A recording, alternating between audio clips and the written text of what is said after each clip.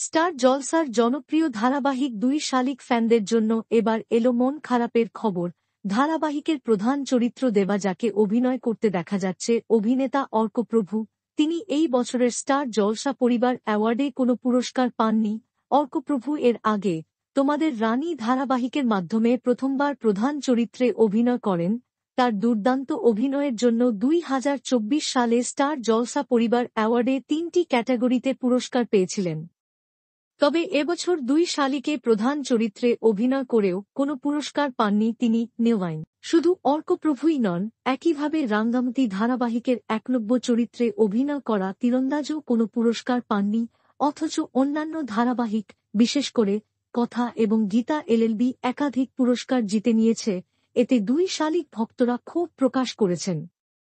তাদের মতে ২ শালিক জনপ্রিয়তা ও টিআরপিতে ভালো ফলাফল করলেও তারকা অভিনেতাদের মূল্যায়ন করা হয়নি।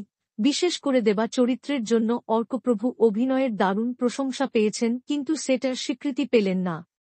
আপনারা কি মনে করেন অর্কপ্রভু এবং ২ শালিক ধারাবাহিকটি উপেক্ষিত হয়েছে? দেবা কি এই পুরস্কারের যোগ্য ছিলেন? আপনার মতামত কমেন্টে জানান।